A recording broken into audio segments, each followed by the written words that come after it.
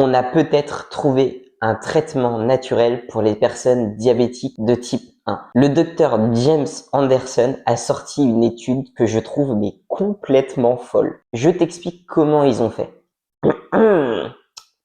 Ils ont suivi dans un service de médecine métabolique 20 hommes minces diabétiques. Ils ont voulu évaluer les effets d'un régime riche en glucides et en fibres végétales sur ces 20 patients. Pendant 7 jours en moyenne, ils leur ont fait suivre un régime relativement traditionnel et occidental, avec en moyenne 40% de glucides, 30% de lipides et 20% de protéines au niveau des calories. Après ces 7 jours, ils leur ont fait suivre un régime complètement différent, riche en fibres et en glucides. En moyenne, les glucides représentaient 70% de l'apport calorique journalier. En gros, tu manges beaucoup de céréales complètes, de fruits, de légumes et de tubercules et très peu de matières grasses par rapport à la moyenne, que ce soit des matières grasses végétales ou animales.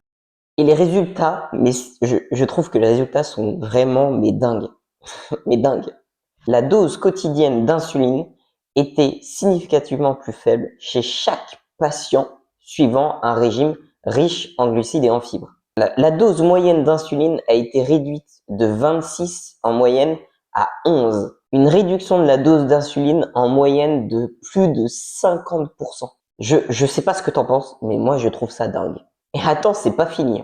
L'insulinothérapie, ça veut dire quoi? C'est le fait que les personnes diabétiques doivent s'injecter d'insuline. L'insulinothérapie a pu être interrompue chez 9 patients recevant 15 à 20 unités par jour et chez 2 patients recevant plus de 32 unités par jour. Ça veut dire que sur 20 patients, il y en a 11 qui n'avaient plus besoin de médicaments antidiabétiques ou de prise d'insuline. En seulement 16 jours en moyenne de régime riche en glucides et en fibres. Et donc c'est pour ça que le docteur James Anderson conclut, je cite, ces études suggèrent que les régimes riches en glucides et en fibres pourraient constituer un traitement diététique de choix pour des personnes atteintes de diabète de type 1.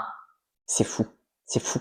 Voilà, j'espère que tu auras appris un truc de dingue. Moi, à chaque fois, ces études de James Anderson me fascinent.